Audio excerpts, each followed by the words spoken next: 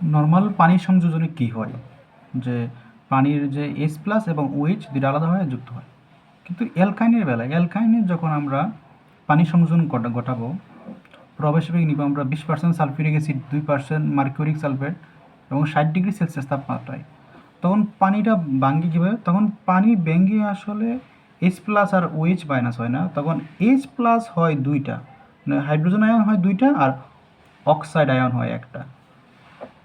20% sulphuric acid, 2% mercuric sulphate এবং 60°C তাপমাত্রায় পানিটা তখন এভাবে ভাঙে, দুইটা হাইড্রোজেন আয়ন আর একটা অক্সাইড আয়ন।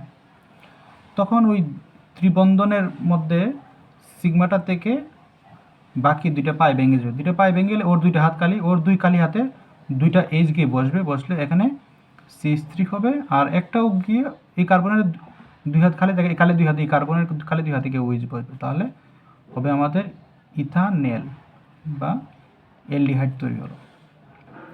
যদি আমরা এখানে যোগ করি, এই অ্যালকাইনে পানি যোগ করি, এই পানিটা সেম, দুইটা হাইড্রোজেন আয়ন আর একটা অক্সাইড আয়ন হবে।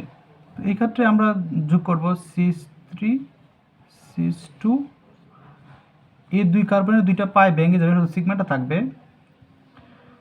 তো এই দুই কার্বনের দুই হাত খালি, এর দুই হাত খালি, এর দুই হাত খালি, এই কার্বনের দুই হাত খালি। এখন আমরা কোথায় যোগ করব? যে কার্বনে H আছে বেশি, এখানে H ছিল না, এখানে একটা H আছে, যেখানে H ছিল এখানে আমরা H যোগ করব। তো H এখানে ছিল, এখানে H যোগ করব, তাহলে এখানে হয়ে যাবে H তিনটা হয়ে যাবে, আগে একটা ছিল এখন দুইটা যোগ করব, তাহলে তিনটা হয়ে যাবে। আর এই কার্বনের খালি দুই হাতটা আমরা যে কোনো এক পাশে দেখাবো, এক পাশে দেখে দিয়ে ওটা দিয়ে দেবে এখানে, তো এটা কিটুন হয়ে গেছে, এখানে কিটুন, এটা হচ্ছে কিটুন। 4 কার্বনে তাহলে বিটানন। আবার এই অ্যালকাইনে যদি আমরা পানি যোগ করি, এই অ্যালকাইনের বেলায় যেহেতু দুই কার্বনের মাঝখানে আছে এবং দুটোতে H নাই, তখন যে কোনো এক জায়গায় H আর O যোগ করলেই চলবে। এটার মধ্যে আমি H যোগ করলাম আর এটার মধ্যে আমি O যোগ করে দিলাম, বাস হয়ে গেল। এভাবে কর।